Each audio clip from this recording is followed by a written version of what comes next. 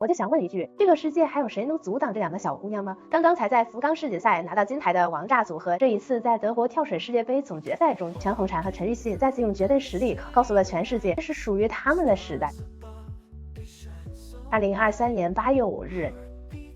坐标德国柏林欧罗巴体育馆内，一场代表着国际跳水最高水平的比赛将在此举行。它就是2023年跳水世界杯女双10米台的决赛。此刻，全世界的焦点都聚集于此，不是因为这场比赛有多么激烈，而是因为大家都想一睹两位王者的风采。他们就是来自上海的陈芋汐和来自广东的全红婵，代表着这个星球上跳水的最高水平。不过，此次入决赛的外国选手实力都不俗，所以本场比赛的竞争之激烈，大家可想而知。那么接下来闲话不多说，我们一起来看王炸组合的表现。首先登场的是美国选手，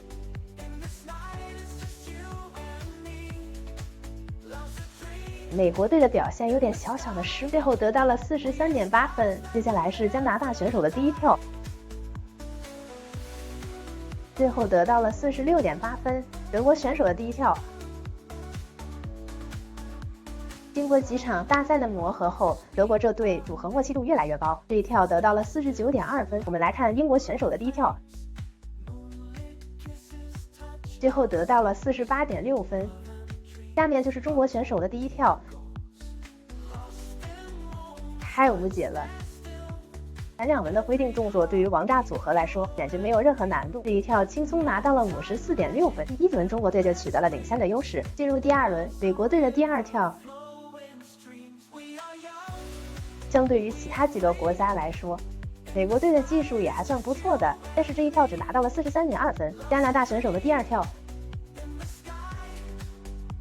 还不错，加拿大选手的这一跳顺利的拿到了43.2分。德国选手的第二跳最后得到了48.00分。英国选手的第二跳最后也得到了47.4分。我们来看王炸组合的第二跳。虽然这两轮的动作难度并不高，但从慢镜头回放还是很明显的看出，中国队的动作质量真的是独一档的存在，每一个环节都如同机器一般精准。这一跳同样拿到了53.6分。二轮战罢，中国队没有悬念的稳居第一，可第二名的争夺可是相当热闹，不仅仅是观众，就连全红婵和陈芋汐在现场期待，这一次到底哪个国家可以拿到银牌呢？我们拭目以待。美国队的第三跳选择107，比难度系数3.0。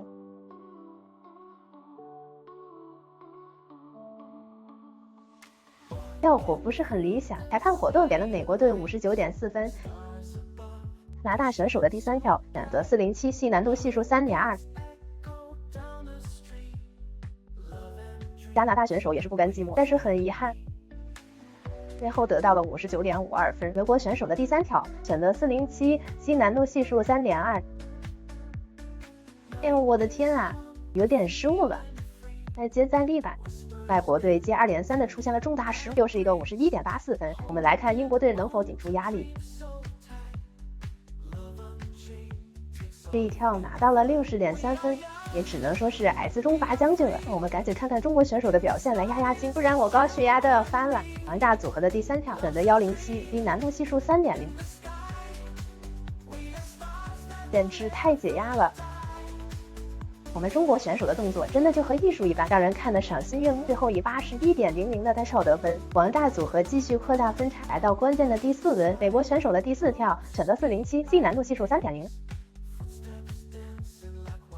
这个空中动作简直是灾难级别的，最后得到了64.32分。加拿大选手的第四跳选择207，难度系数3.3，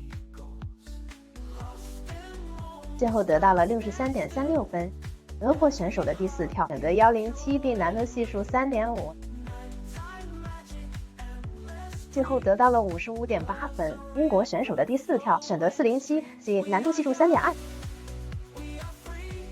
最后得到了65.28分。英国选手的第四跳选择407，难度系数3.2，我的天啊，这一跳真的犹如一根银针掉入了水中，不仅水花小，就连声音都几乎听不到了，真的太恐怖了。怪不得外国队都认为他们俩会魔法。在顺利拿到88.32分后，中国队已经领先第2名英国队将近60分之多。此时金牌显然没有任何悬念，但是大家依然非常期待这2位王者还会带来怎样极致的表演，以及哪个国家将会斩获一枚宝贵的银牌呢？让我们进入最后的对决，中国选手的最后一跳。最后得到了64.32分，加拿大选手的最后一跳，最后得到了69.12分，德国选手的最后一跳，最后得到了65.28分，英国选手的最后一跳，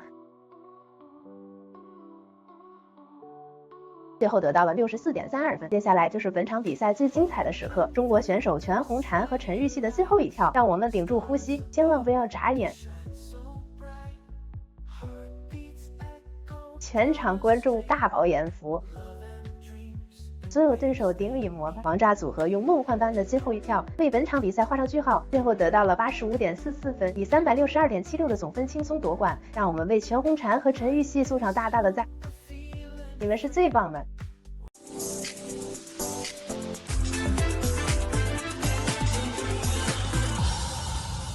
当全红婵在众多外国观众面前一次次的上演水花相失术后，整个体育馆内发出阵阵惊叹，外国选手和观众们更是难以相信自己的眼睛。他们梦寐以求的压水花，记住了这个小姑娘，这里竟成了家常便饭。就在他们还沉浸在震惊中，久久不能平复之时，我们另一位王牌选手陈芋汐又站上了赛场。而陈芋汐接下来的表现，直接让外国观众集体倒戈。他们不禁感叹，拥有如此绝代双骄，不只是中国跳水队的幸运，而是全世界观众的福气。2022年6月28日，目标布达佩斯多瑙河体育馆内，泰德尔全世界最高级别的女子10米台比赛将在此打响。此战不仅吸引了一众实力选手前来，更因为有2位选手的存在，让这场比赛变得意义非凡。他们就是我们如今中国跳水梦之队的当红明星，来自广东的选手全红婵和来自上海的选手陈芋汐。2位的威力想必大家都见识过。自出道以来，在国际赛场上让外国跳水队那是吃尽了苦头，从稀有不甘，再到现在的全然接受，外国跳水队现在似乎也已经习惯了，只要有这俩小姑娘参加了比赛，他们就会全力以赴。不过即便如此，全红婵和陈芋汐这2位宝藏选手，每一次还是会给大家带来新的惊喜。那么接下来闲话不多说了，大家搬好小板凳，准备好啤酒花和花生饮料，我们一起来看全红婵和陈芋汐再次惊艳世界。首先还是老规矩，由美国队负责开场，他们第一跳选择107，比难度系数3点。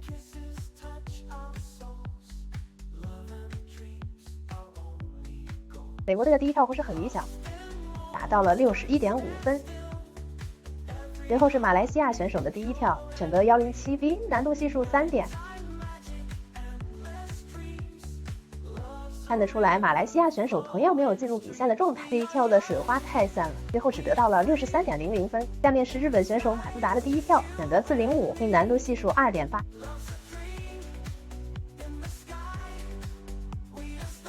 这位日本选手可能有点紧张了，最后得到了65.8分，希望能尽快调整好。巴西选手的第一跳选择5253，B 难度系数3.2。哎呦，可以哦！巴西选手倒是很快的进入了比赛的节奏，成功拿到了75.2分。接下来就是中国选手全红婵的第一跳，选择107，B 难度系数3点。漂亮！我的天呐，不得不说，全红婵的水感真的是太好了。第一跳就用招牌水花相失术，让现场兴奋起来，毫无疑问的达到了85.5分。我们看中国选手陈芋汐的第一跳，同样是107，难度系数3.0。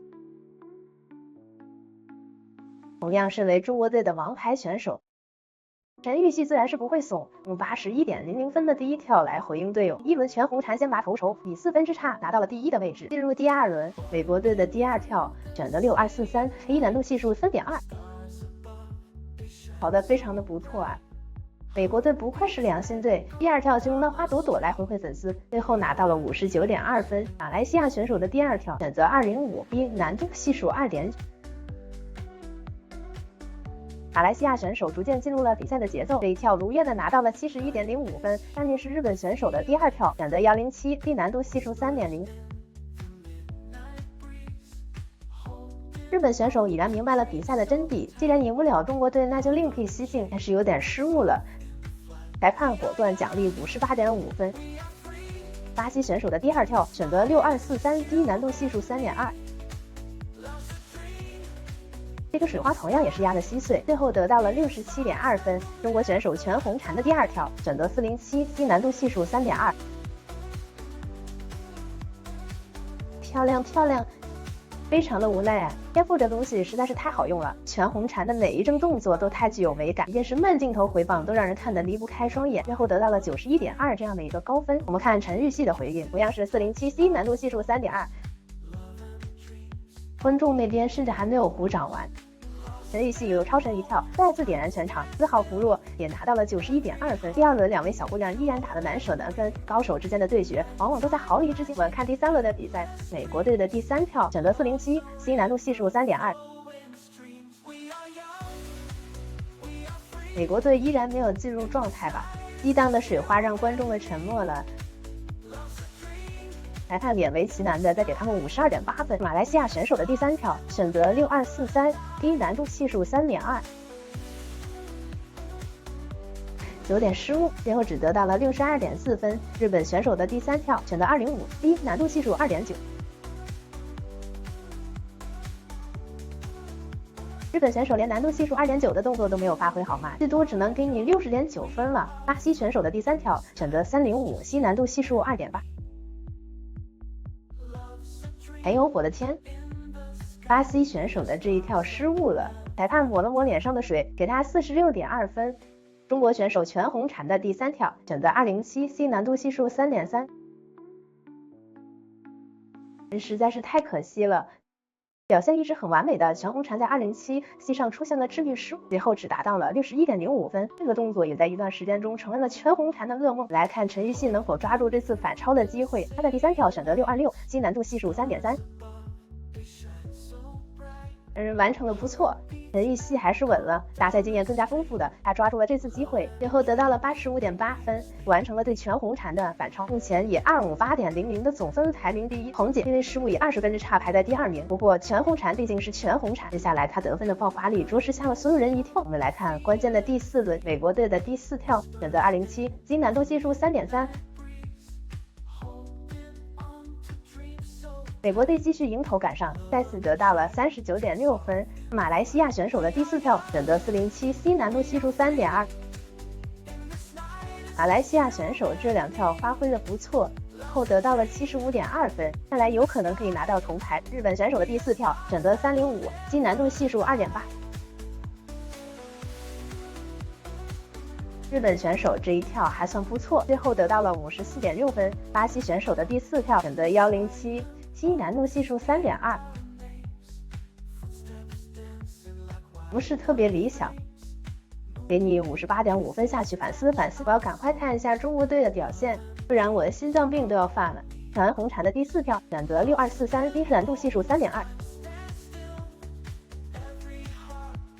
漂亮，我说什么来？这点落后对于全红婵来说压根不算什么。这一跳不仅调整了过来，更是用一记水花相思术拿到了91.2分。我们看陈芋汐的第四跳选择207，新难度系数 3.3。这边陈芋汐在入水时也出现了一点小失误，第四跳拿到了80.85分。第四轮结束，全红婵迅速将分差追至10分以内。两个王者的金牌之争已经进入了白热化。这一次全红婵和陈芋汐到底谁会笑到最后呢？让我们赶快进入最后的对决。美国队的最后一跳，最后得到了64.00分。马来西亚选手的最后一跳，最后得到了67.2分。日本选手的最后一跳，同样得到了67.2分。巴西选手的最后一跳，巴西选手突然灵光乍现，成功达到了80.00分。感谢几位外国选手的表演。那么接下来进入到本场比赛最关键的时刻，来自中国跳水梦之队全红婵和陈芋汐的最终对决。我们首先来看全红婵的最后一跳，选择5253，基难度系数 3.2。漂亮，实在是太厉害了。全红婵仿佛是一位跳水艺术家，优雅的空中动作配上极致的压水花技术，让人看得如痴如醉。裁判毫不犹豫的给了88.00分。现在压力来到了陈芋汐这里，她能否守住自己的优势呢？我们拭目以待。陈芋汐的最后一跳同样是5253，比难度系数 3.2， 让我们屏住呼吸，千万不要眨眼，实在是太刺激了。在全红婵不断的破镜下，戏剧化的一幕出现了。一直很稳定的陈芋汐在最后一跳出现了失误，但入水时水花并没有压住，拿到了78.4分。但当看到比分后，现场的所有人都发出了惊叹，陈芋汐仅仅以0.3分的微弱优势夺得了冠军，神仙打架的场面让观众们叹为观止。果然是跳水界的绝代双骄啊！全体起立，让我们骄傲的为全红婵和陈芋汐鼓掌点赞，感谢你们为大家贡献如此精彩的表演。